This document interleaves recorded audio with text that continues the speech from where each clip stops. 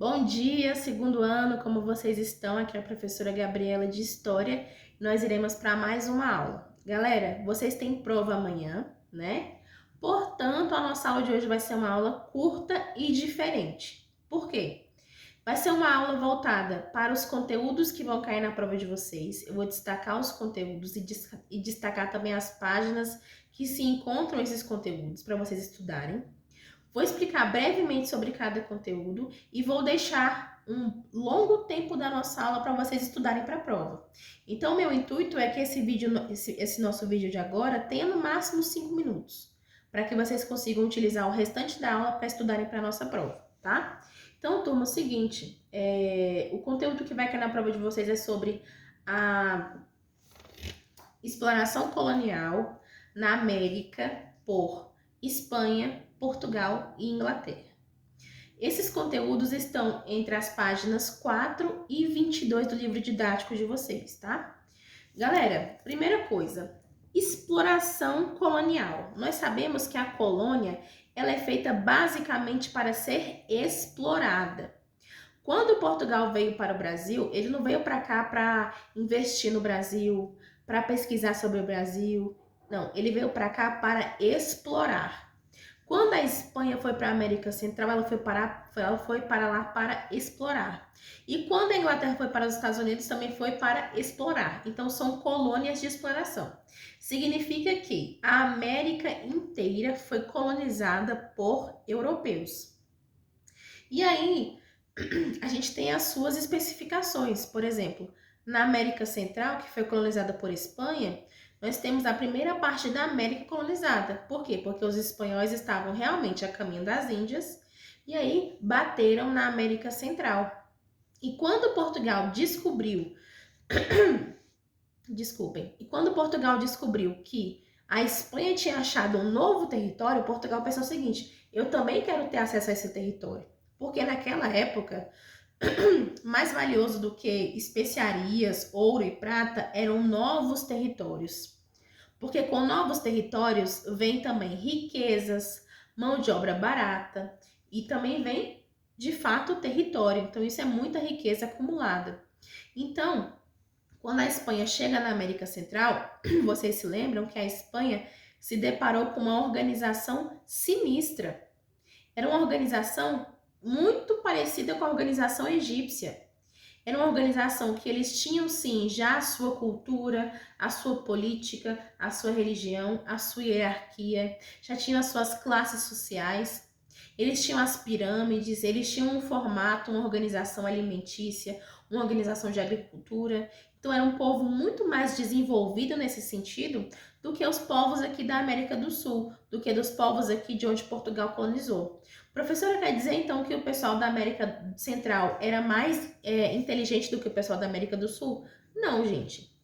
Somente significa que o pessoal da América Central tinha outras necessidades. Quando você tem uma necessidade, você precisa aprimorar alguma coisa, né? Então quer dizer que eles tinham outras necessidades. Às vezes o solo não era tão bom para plantar, às vezes precisavam de mais água, enfim, eles tinham outras necessidades. E outra coisa, gente, eles eram indígenas que tinham as suas próprias culturas. Então não quer dizer que o da América Central era melhor do que o daqui da América do Sul ou melhor do que o da América do Norte, tá? Cada um tem a sua particularidade, a sua importância e a sua contribuição para a história. E aí, galera, quando a Espanha chega lá na América Central, a Espanha se depara com os incas, os astecas e os maias. No primeiro momento, a Espanha ela se utiliza desses indígenas e desse sistema a seu favor. Ela tinha até um sistema da encomenda, vocês se lembram? E aí, os indígenas, eles ajudam os espanhóis e, em troca, os indígenas mantêm as suas individualidades, as suas religiões. Então, é como quase que fosse um trabalho terceirizado, sabe? Os indígenas ajudam os espanhóis e os espanhóis respeitam a individualidade dos indígenas. E aí, com o passar do tempo, quando os espanhóis quiseram escravizar esses indígenas, os indígenas tiveram a reação que os espanhóis não esperavam.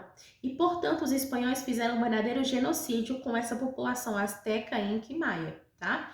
Então, quando ocorre esse genocídio, essa morte em massa, ela não vem somente da revolta dos indígenas. Também vem por meio das doenças que os portugueses levaram para a América. Que os portugueses não, desculpa, que os espanhóis levaram para a América Central. A respeito de Portugal aqui com o Brasil, a gente ainda está vendo sobre isso, né? Mas o que vai cair na prova de vocês já sabem. Que Portugal, quando chegou aqui no Brasil, o território já estava demarcado, né? Então Portugal não chegou aqui por acaso.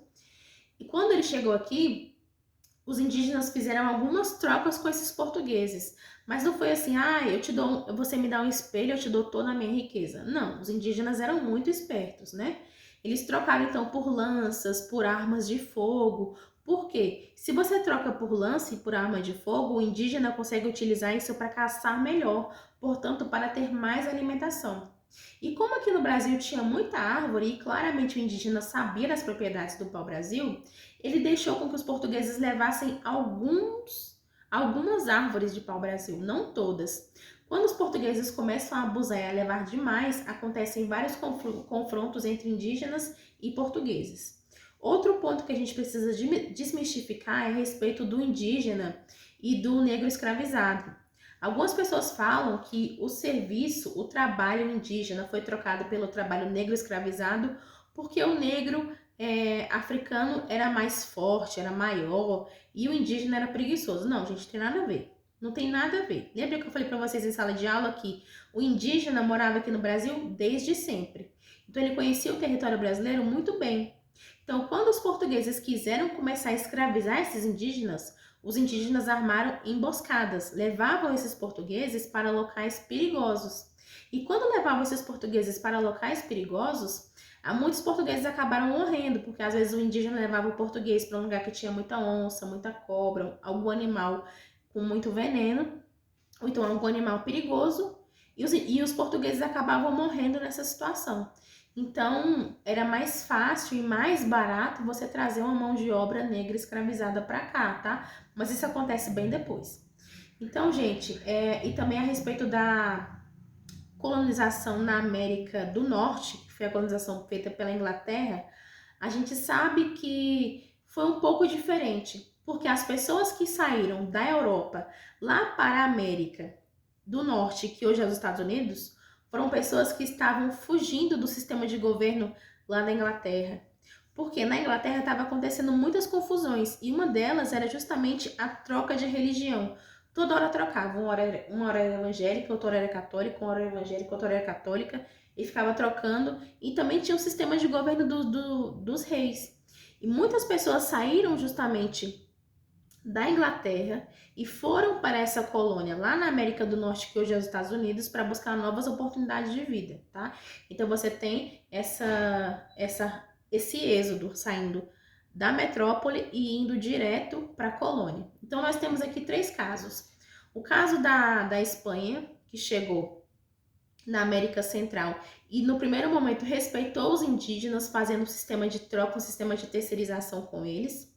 Nós temos Portugal chegando no Brasil, que não foi nada respeitoso, mas teve essa troca de objetos. Então eu te dou lanças, te dou armas de fogo, em troca você me dá alguns recursos naturais. E nós temos a Inglaterra com a América do Norte, que hoje é os Estados Unidos, com as pessoas saindo da Inglaterra e indo buscar novas oportunidades de vida lá na América do Norte, tá? Galera, caso vocês tenham alguma dúvida a respeito da revisão, podem me chamar. Utilizem esse restante da aula para vocês estudarem para a prova, tá? E é isso. Obrigada pela aula e tchau!